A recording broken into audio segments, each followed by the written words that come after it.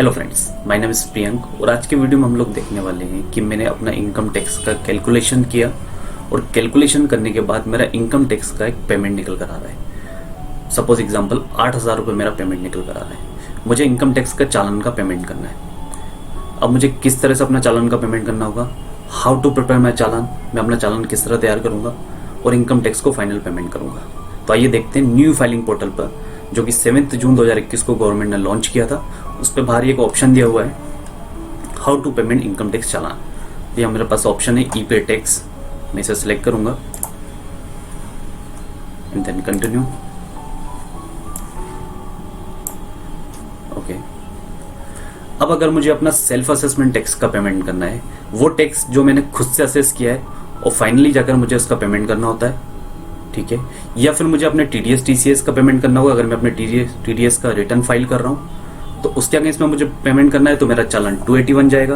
अगर मुझे self assessment tax का, एडवांस टैक्स का कोई पेमेंट करना है तो मैं चालान 280 के थ्रू इसका पेमेंट करूंगा एंड देन प्रोसीड। अगर मैं एक कंपनी असेसी हूँ या अदर देन कंपनी असेसी हूँ तो मुझे देखना होगा, अगर मुझे खुद का चालान का पेमेंट करना है तो मैं income tax other than company select करूंगा। ओके, अगर मुझे कोई एडवांस टैक्स का पेमेंट करना है बिफोर 31 मार्च 2021 तो मेरा कोड होगा 100। अगर मुझे सेल्फ असेसमेंट टैक्स का पेमेंट करना है फॉर फाइनेंशियल ईयर 2020-21 के लिए तो मेरा कोड होगा 300। ओके, मैंने सेल्फ असेसमेंट टैक्स सेलेक्ट किया। ऑनलाइन में अगर मुझे चालान का पेमेंट करना है तो मेरे पास 2 ऑप्शन है, या तो मैं इंटरनेट बैंकिंग के थ्रू अपना चालान का पेमेंट कर सकता हूँ या फिर डेबिट कार्ड के थ्रू कर सकता हूँ।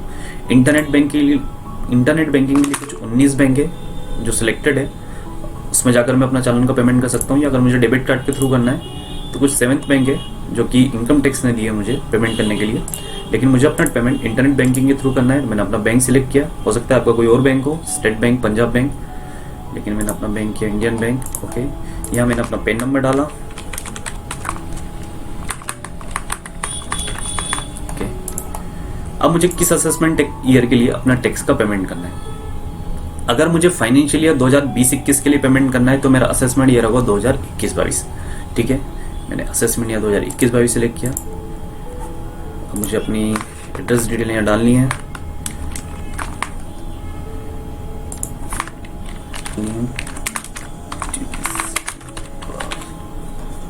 ओके, मैंने सिलेक्ट किया।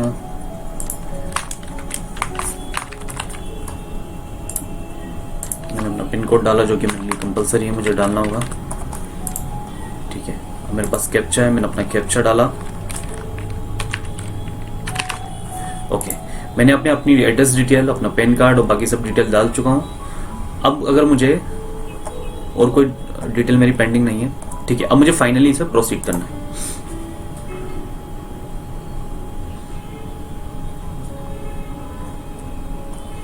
ठीक है, ये मेरी डिटेल बाहर निकल कर आ गई है। मेरा कोड है 300 टैक्स पेमेंट का, अदर देन कंपनी 0021। मेरा मोड ऑफ पेमेंट है नेट बैंकिंग, इंडियन बैंक। अगर आपका कोई और बैंक हो, state bank, Punjab national bank, तो आप इसके थ्रू पेमेंट कर सकते हैं, ठीक है। मेरे यहाँ पे पेन नंबर, मेरा नाम आ चुका है प्रियंक नेमा। असेसमेंट ईयर 2021-22, मैं फाइनेंशियल ईयर 2020-21 के लिए पेमेंट कर रहा हूँ तो मेरा असेसमेंट ईयर होगा 2021-22।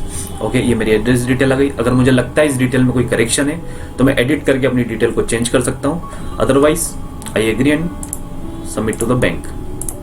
ओके, अब सबमिट टू बैंक करने के बाद मैं अपने इंडियन बैंक के पोर्टल पे आ चुका हूँ। मुझे अपने लॉगिन आईडी के थ्रू से लॉगिन करना है।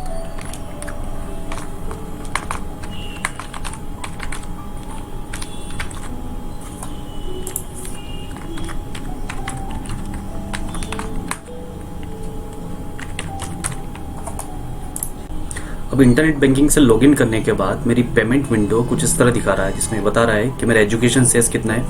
ओके, मैं अपना एजुकेशन सेस इसमें डाल देता हूँ 308। मुझे टोटल टैक्स का पेमेंट 8,000 रुपये का करना है। इंटर एजुकेशन सेस, अगर मेरा कोई इंटरेस्ट है, ठीक है। इंटर इनकम टैक्स, मेरा इनकम टैक्स का पेमेंट है 7692। ओके, टोटल पेमेंट आ गया है मेरा 8,000 रुपीज़, ठीक है। मेरा कोड सही है, 300 में मुझे पेमेंट कर रहा है। मेरे चालान 280 0021 फॉर अदर देन कंपनी, ठीक है। मैंने अपना सेविंग बैंक सेलेक्ट किया।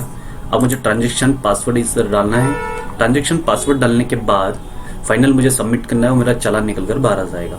ओके, जब मेरा चालान निकल कर आता है तो चालान की कुछ डिटेल मुझे अपने ई फाइलिंग पोर्टल पर सबमिट करनी होती है। ठीक है, क्या क्या डिटेल मुझे डालनी होगी? मेरा BSR कोड, मेरी चालान नंबर, चालान डेट, पेमेंट ऑफ चालान, अमाउंट कितना है मेरा चालान का। ठीक है, आई एम श्योर आपको वीडियो पसंद आया होगा।